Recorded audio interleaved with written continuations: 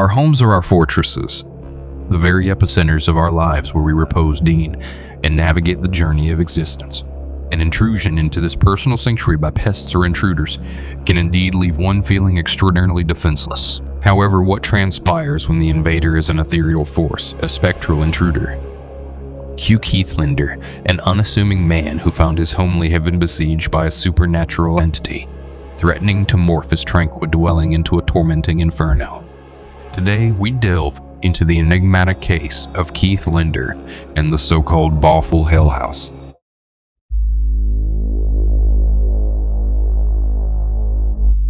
You may be asking who I am.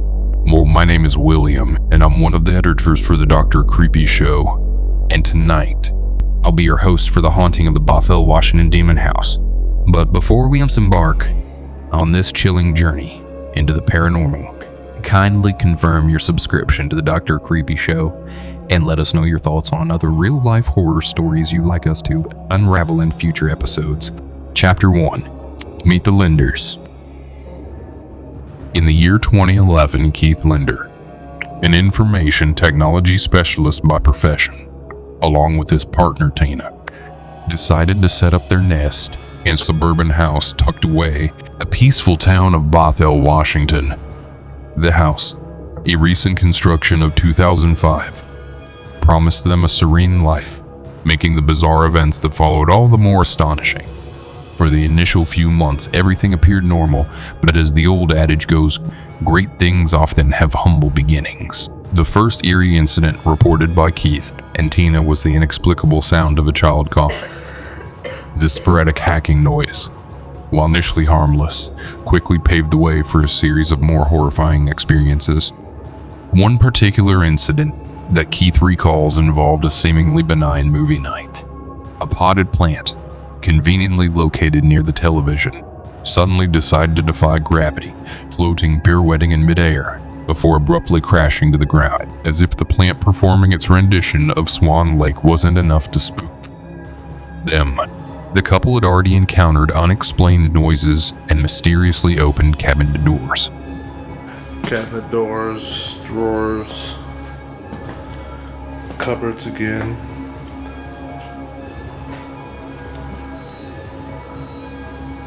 Cupboards, cabinets. After the floating plants incident, they could no longer deny the haunting. Their sweet home was playing host to a spectral guest. Paranormal activities started to escalate, with objects like plates moving of their own volition and shattering at random intervals. The couple was gripped with fear and began to accept the terrifying reality of a supernatural presence. What kind of entity invaded Keith Linder's home? The entity that invaded Keith Linder's home is reported to be of a supernatural nature, while the exact type of entity has not been definitively identified. The reported activities such as objects moving on their own, unexplained noises, and incidents with religious objects suggest that it could potentially be a poltergeist, which is a type of ghost known for causing physical disturbances. Keith Linder's case is particularly notable due to the intensity and variety of paranormal phenomena reported. What started as seemingly innocuous sounds of a coughing child escalated into more violent manifestations, including objects being moved. One of the most distressing incidents involved religious objects, where Bibles disappeared from a shelf and later reappeared on fire. These incidents led Keith and his girlfriend Tina to believe that their home was haunted by a supernatural entity. Despite the fear and distress caused by these events, they chose to stay in the house and document their experiences, contributing to the growing body of evidence and accounts of alleged haunted houses and paranormal phenomena.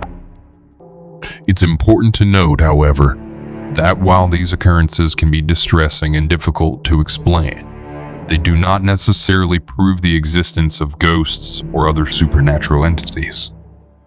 Other possible explanations could include natural phenomena, hoaxes, or psychological factors. Chapter 2, a series of ghostly events. An escalating series of events that would make even the bravest ghost hunters quiver in their boots. The resident poltergeist of the Bothell House decided to play with fire, if it weren't for the timely intervention of the smoke alarm, earning it the honorary title of unsung hero of the supernatural. With instances of divine literature being flung from shelves like an impromptu game of celestial frisbee, pages were torn and scattered, making hallways look less like corridors and more like last-minute Bible study sessions. The spectral guest wasn't satisfied with simply relocating household items. No, it had a rather unnerving fascination with Keith Linder. Sharp objects, including knives and scissors, developed a knack for sudden crossroom travel. Embedding themselves into walls with a gusto would make any knife thrower green with envy. A particularly chilling instance involved a butcher's knife, which decided to take a leisurely float down the hallway before embedding itself into Keith's office door. Not exactly the office memo you'd like to receive. Passing from beer bottles to glasses to vases. A host of items either met their demise in spontaneous smash fests, or were found later in their shattered states. The doorway to Keith's room had mind of its own, opening and closing at will, often depriving him of sleep at unearthly hours. Evidently, the spirit had a cruel sense of humor, making a game of turning Keith's life into a paranormal reality show. Not content with merely rearranging his life, the spectral entity aimed for a starring role in his nightmares too. His television would spontaneously spring to life, switching on and off, adjusting volume levels. Chapter 3, Spectral Residence. During his stay, Keith spotted several spectral tenants, but the one that stood out was the apparition of an elderly woman. First encountered in the summer of 2012. He described her in vivid detail as she stood there. She, unlike the other spirits that resided in the Bothell House, left an indelible mark on him, owing to her distinct appearance and presence.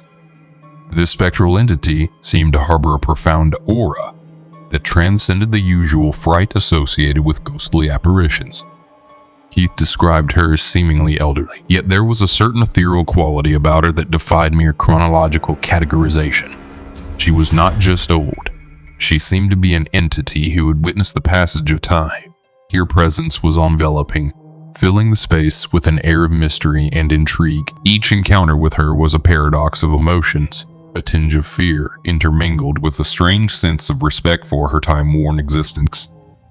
This spirit, above all, had a story to tell, and Keith, despite the unnerving circumstances, found himself drawn to her spectral narrative. What were the tales she could tell? Were there regrets she had carried over from her past life? These were questions that kept Keith intrigued and engaged, even while he navigated the daunting ordeal of the Bothell House. Here, Carrissa's apparition was an embodiment of the house's haunted history, a spectral imprint of her life once lived. As Keith would later recount, his encounters with the elderly woman's spirit were among the most vivid and impactful experiences. Chapter 4. Carissa explains it all. Keith had a rather peculiar encounter with an apparition, but left him both intrigued and slightly spooked. This spectral entity had a mischievous twinkle in her eyes, but there was also a hint of wariness, confusion, and fear on her ethereal vision. It was as if she had taken a wrong turn on the ghostly highway and ended up in a house that was not her intended haunting destination. During one particularly spine-chilling incident, Keith was convinced that he heard the unmistakable sound of his light switch being turned off by the ghostly visitor. The click echoed through the room, reaching his ears and sending shivers down his spine. But it was an eerie symphony of supernatural electrical engineering. This was not just a one-time encounter, mind you. Keith had the pleasure, or perhaps the terror, of crossing paths with this spirit on 3 separate occasions within the haunted walls of the Bothell House. But she wasn't the only spectral tenant in this otherworldly abode. There were other ghostly inhabitants, including the ghost of a baby or small child, who made their presence known through ghostly hacking and disembodied voices. It was like living in a paranormal daycare center, complete with invisible playmates and spectral tantrums. According to the psychic medium, Carissa Fleck, and the paranormal aficionados at paranormal.com, the Bothell House seemed to be a hotbed of supernatural activity. They noted that there were numerous spirits from various walks of life, including settlers, young soddlers, young souls, and even indigenous entities. Carissa Fleck went on to say, What I experienced there is mostly a Native American presence. It was weird because that house is almost like a portal where spirits can come home.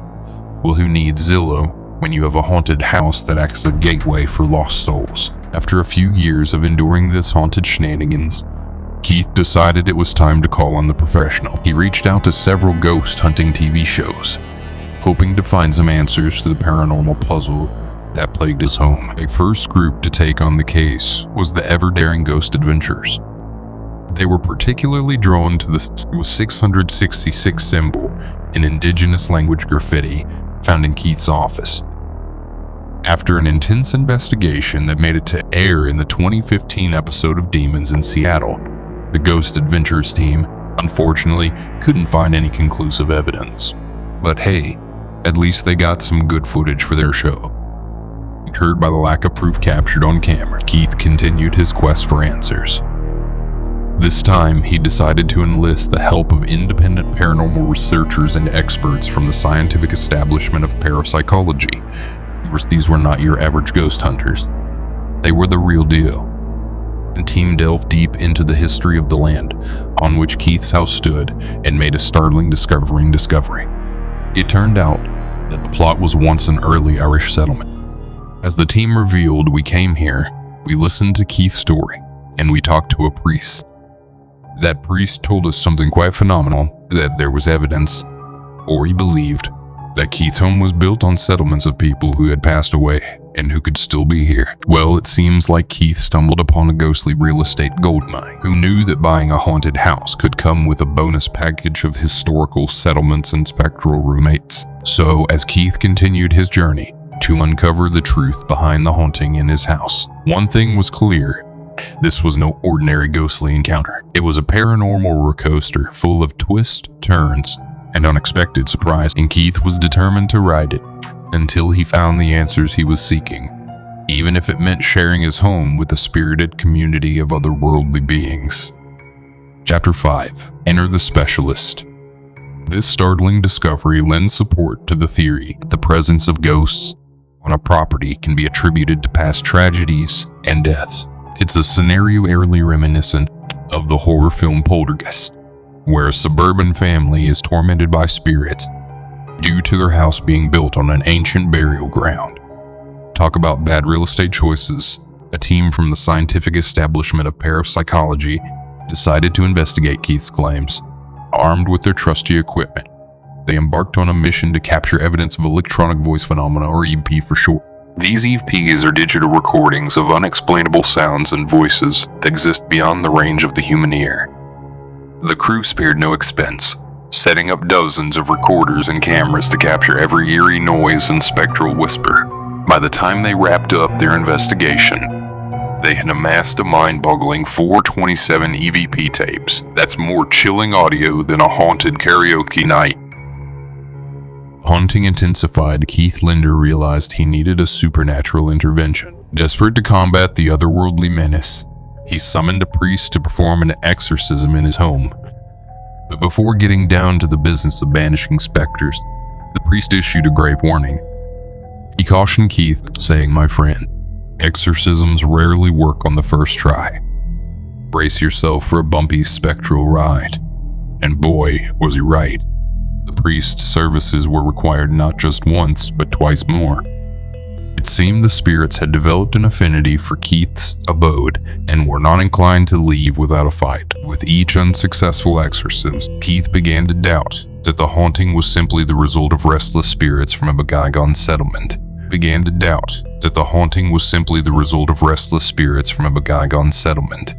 No, the malevolent force that plagued him seemed to be more mischievous and downright troublesome. It became clear that he was dealing with a poltergeist, the rebel of the spirit world. Poltergeists are notorious for their ability to wreak havoc and make even the most seasoned ghost hunters break into a cold sweat. They're like the class clown of the supernatural realm, always up to no good. In the face of relentless supernatural torment, Keith made a courageous decision to pack up and leave the Bothell House for good, ghostly or not, wasting no time in finding a new tenant to take his place. With a warning about the home's paranormal past, he managed to secure a replacement within a surprisingly short 6 weeks. Talk about a swift real estate turnover. But alas, Keith's haunted horrors did not end with his move. Spending years in a haunted house had taken a toll on his mental well-being. The supernatural attacks had left him psychologically scarred and perpetually on edge. He couldn't shake the feeling that at any moment spirits could strike again. Even in his brand new home, he found himself surrounded by inexplicable phenomena. It was as if the poltergeist and its spectral entourage had packed their ghostly bags and followed him, unwilling to let him escape their clutches. Imagine having a personal ghostly entourage. Keith must have been the envy of every spectral group. Conclusion: able to escape his supernatural fate, Keith diligently documented his haunting experiences since 2011 on his YouTube channel. He shared his bizarre encounters with the world, keeping his subscribers on the edge of their seats, wondering if the next video would reveal a spine-chilling twist. Did Keith Linder truly experience a haunting that continues to plague him to this day? Or are there more logical explanations for his spine-tingling story? As with any tale of the paranormal, doubt and skepticism can creep in. There's but the allure of cursed homes and haunted individuals like Keith thrives on the web, infecting our imaginations like an unwanted house guest who overstays their welcome. We want to hear from you. Do you believe in the supernatural forces that Keith claims to have encountered? Or do you think there might be a more rational explanation for his spine-chilling experience? Leave a comment below, but be careful not to summon any ghosts in the process. And hey, if you enjoyed this video, don't forget to like, share, and subscribe to Dr. Creepy's channel. After all, who doesn't want more terrifying tales to keep them up at night? Thanks for watching, and may your dreams be ghost-free.